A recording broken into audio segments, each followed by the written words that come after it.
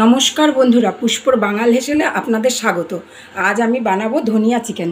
তো চলুন, সেই জন্য কিছু উপকরণ রেখেছি, সেগুলো দেখিয়ে দিই কী কী।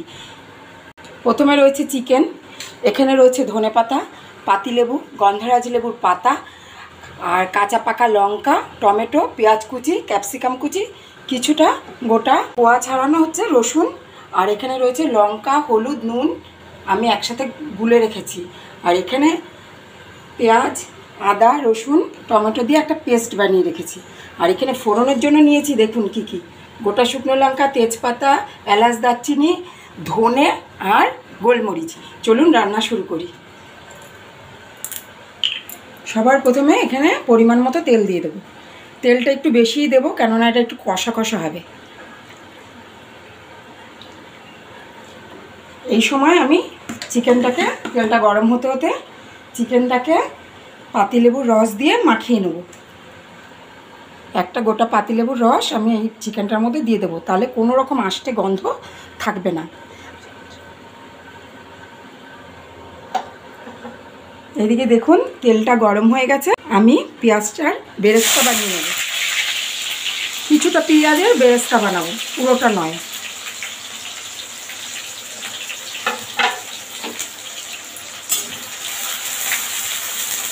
খুব কালো করে বেরেস্তা বানাবেন না, একদম হালকাভাবে বেরেস্তাটা বানাবেন।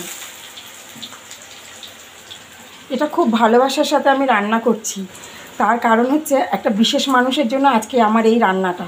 সেই বিশেষ মানুষটা কে জানেন? যার মুখ থেকে আমরা প্রথম পিসি ডাক শুনেছি, সে হলো আমার ভাইজি মিষ্টু। ও ধনেপাতার সব জিনিস খেতে ভীষণ ভালোবাসে, তাই ভাবলাম আমি আমার বন্ধুদের সাথেও এটা শেয়ার করি। তাই আজকে আমি ওর জন্যই স্পেশালি বানাচ্ছি ধনিয়া চিকেন। আশা করি আপনাদেরও খুব ভালো লাগবে, এইভাবে বানিয়ে খেয়ে দেখবেন।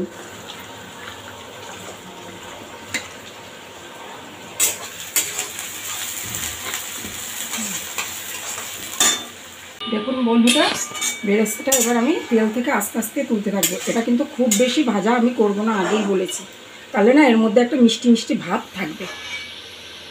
ঠিক এরকম পর্যায়ে আমি বেরেস্তাটাকে তুলে নেব।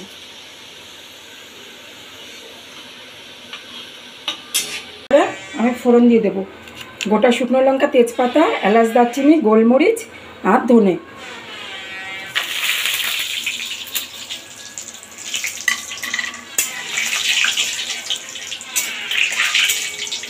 ফোড়নটা রেডি হয়ে গেলে দিয়ে দেবো পেঁয়াজ, সামান্য, বেশি না, কুচনো পেঁয়াজ।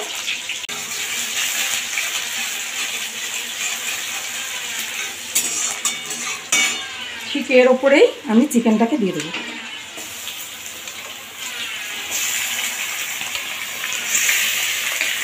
এটাতে কিন্তু একটা পাতিলেবুর রস আমি মাখিয়ে রেখেছিলাম।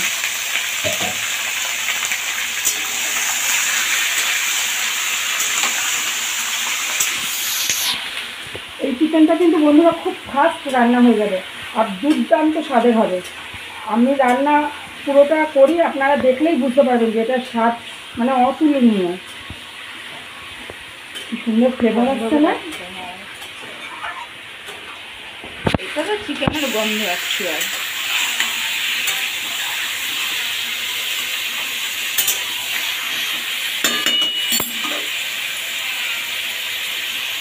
এর ওপরে আমি বেশ খানিকটা ক্যাপসিকাম দিয়ে দেবো। আর গোটা যে রসুনটা রেখেছিলাম সেটাও আমি দিয়ে দেবো, কোয়াটা বেশি না, 4-5 কোয়া দিয়েছি আমি।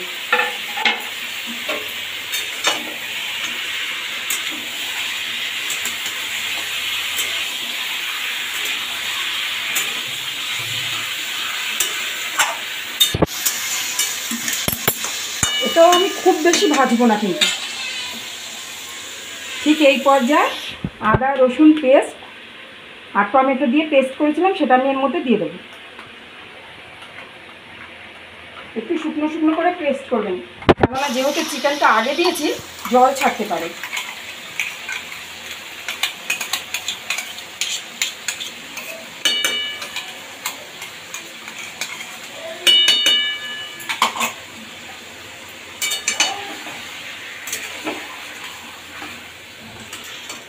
এটাকে খুব ভালোভাবে মিশিয়ে নেব চিকেনের সাথে।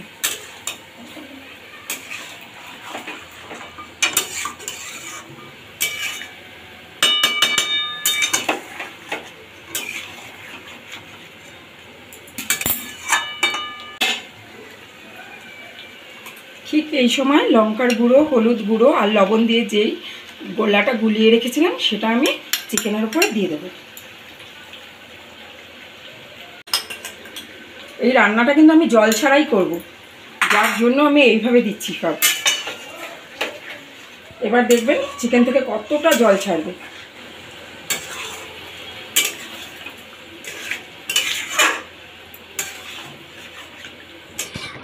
এরপর এটাকে আমি ঢাকা দিয়ে 10 মিনিট হতে দেবো। কোনো জল টল দেওয়ার প্রয়োজন নেই, গ্যাস কমাবারও প্রয়োজন নেই। 10 মিনিট পর আপনাদের দেখাচ্ছি। চলুন দেখি কেমন হলো। দেখুন অলরেডি তেল ছাড়তে শুরু করে দিয়েছে। আমি কিন্তু একটুও জল দিইনি, এটা চিকেন থেকেই উঠেছে। এই সময় আমি দিয়ে দেবো মিট মশলা, চিকেন মশলা নয়, মিট মশলা। এতে না ফ্লেভারটা খুব ভালো আসবে।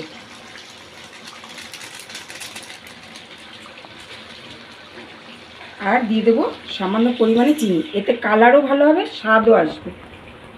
আর চিকেনের ভেতরে না একটা জুসি জুসি ব্যাপার হয়ে যাবে চিনিটা দেওয়ার কারণে। এটাকে খুব ভালোভাবে মিশিয়ে নিতে হবে।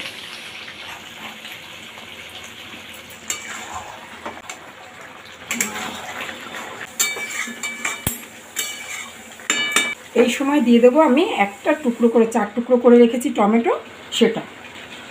আর দিয়ে দেবো কাঁচা পাকা লঙ্কা হাতে ভেঙে রেখেছি। এটা কিন্তু আমি ফ্লেভারের জন্য দিচ্ছি।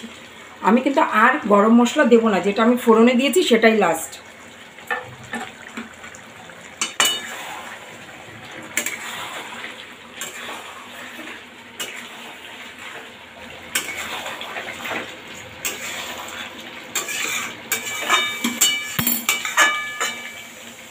আবারও ঢাকা চাপা দিয়ে আমি 2 থেকে 3 মিনিট হতে দেবো। এটা কষানো হলে এর কালার আরও ভালো হয়ে যাবে। চলুন বন্ধুরা দেখি কেমন হলো। দেখুন জল ছাড়া চিকেনও এত সুন্দর গ্রেভি হয়েছে। এই প্রসেসে রান্না করলে এরকমই গ্রেভি হবে। যেহেতু পেঁয়াজগুলো আমি বেশি বেশি ভাজিনি, যার জন্য জল বেরিয়েছে, আর চিকেন থেকেও জল বেরিয়েছে। এই অবস্থায় আমি হাতে ম্যাশ করে দিয়ে দেবো কিছুটা কস্তুরি মেথি, খুব সামান্য পরিমাণে। এটাতে না খুব সুন্দর একটা ফ্লেভার আসবে। দেখুন ঠিক এইভাবে। আর ওপর থেকে দিয়ে দেবো বেরেস্তাটা। আমি কিন্তু গ্যাসটা এই সময় সিমে রেখেছি। আর বেরেস্তাটাও কিন্তু আমি বেশি ভাজিনি, দেখুন ঠিক এরকমভাবে হালকা ব্রাউন করে ভেজেছি। কি কেমন লাগছে দেখে? আসলে দেখতে যেরকম লাগছে, আমাদের ক্যামেরাটা খুব একটা ভালো না, না এমনিতে না সেরকম আসছে না।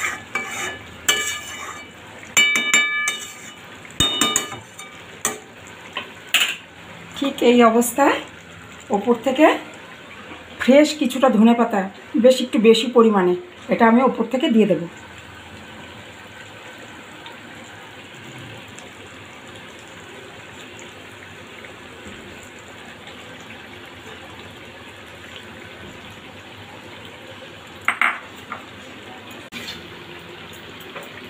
এবার আমার হাতের দিকে দেখুন, এখানে আমি 5টা গন্ধরাজ লেবুর পাতা নিয়েছি।